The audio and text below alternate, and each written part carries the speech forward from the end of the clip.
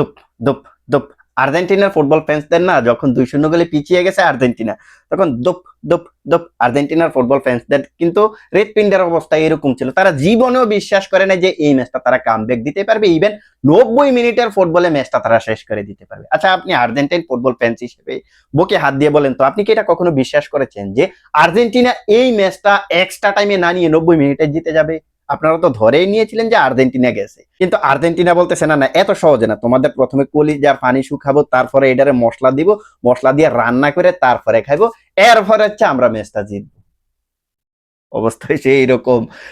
আর্জেন্টিনার football fans যারা আছেন না, যারা হার্টের রোগী আছেন, তারা খেলা দেখেন না ভাই, খেলা দেখেন না। লাস্ট ম্যাচটাতেও দেখেন একই অবস্থা। গত বিশ্বকাপের নকআউট স্টেজ থেকে শুরু হয়েছে এই পর্যন্ত আর্জেন্টিনা প্রত্যেকটা ম্যাচে, নকআউটের প্রত্যেকটা ম্যাচে কলিজা শুকাইয়া তারপরে জিততেছে।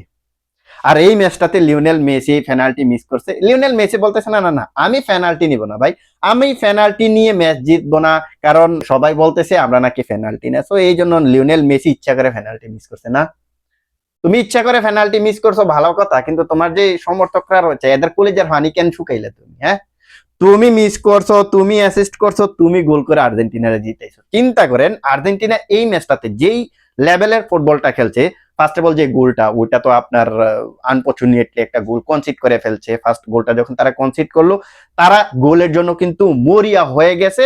তারা যখন তাদের যে কামব্যাক, সে কামব্যাক করার জন্য যে রাস্তাটা, সেই রাস্তাটা যখন খুঁজছিল, বাবা 67 মিনিটে আরেকটা গোল কনসিড করে ফেলছে। মেসি তো ওই মুমেন্টে কাইন দিয়ে দিছিল, দেখতে গেলে কাইন দিয়ে দিছে। আর লিওনেল স্কালোনের কথা কি বলবো, এই ব্যক্তি জিতলেও হাসে না, হারলেও হাসে না। কি এমন ব্যক্তি রে ভাই? 2-0 গোলে পিছিয়ে গেল, ওর কোনো টেনশনই নাই মনে হইতেছে, ও কোনো টেনশন ছাড়া ম্যাচটা খেলাইতেছে ফুটবলারদেরকে। এবং ম্যাচটা যখন জিতে গেল, ওর মুখে হাসি নাই। কি এক ব্যক্তি রে, বিশ্বকাপ জিতে গেল, গতবার বিশ্বকাপ জিতে গেল, ওর মুখে হাসি নাই। চিন্তা করেন এই ম্যাচটাতে, ম্যাচের 80 মিনিট 79 মিনিট পর্যন্ত আর্জেন্টিনা 2-0 গোলে পিছিয়ে আছে।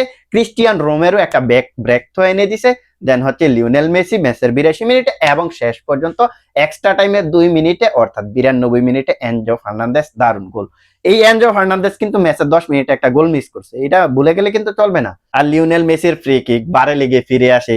লিওনেল মেসির এই ম্যাচটাতে আরো একটা দুইটা গোল হওয়ার দরকার ছিল, যদি ফ্রি কিক যদি বারে লাগে যদি ফিরে না আসতো, তাহলে কিন্তু এই ম্যাচটাতে আরো লিওনেল মেসি গোল পাইতো। আর সব কথা শেষ কথা হচ্ছে আর্জেন্টিনা 90 মিনিটে ম্যাচটা কিভাবে বের করে আনলো রে ভাই। মানে আমার কাছে মনে হয় যে এই মুহূর্তে রিয়াল মাদ্রিদের ফুটবল দেখার স্বার্থটা আর্জেন্টিনার ম্যাচ দেখে আমার কাছে মনে হয় যে পুড়ে গেছে।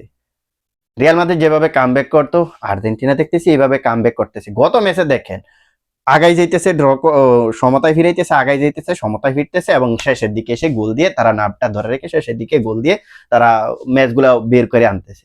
ভাই রে ভাই, এত টেনশন আর্জেন্টিনার ফুটবল ফ্যান্সরা মনে হয় গত বিশ্বকাপেও মনে হয় নিছে না।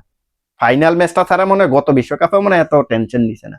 ওরা তো চিন্তাই করে, ওরা তো মানে আর্জেন্টাইন ফুটবল ফ্যান্সরা তো বলতেছে যে আমরা আজকে বাই, কিন্তু যেখানে লিওনেল মেসি আছে, ও যেভাবে দাঁড়ায় রয়েছে, যেভাবে ও গেমটাকে ক্যালকুলেট করতেছিল, ও ওই সময় বোঝা গেছিল যে না, হয়তো আর্জেন্টিনা কামব্যাক দিতে পারবে। দিন শেষে 90 মিনিটের ফুটবলে 3-0 গোলে মিশরে হারাই দিয়ে কোয়ার্টার ফাইনালে চলে গেছে।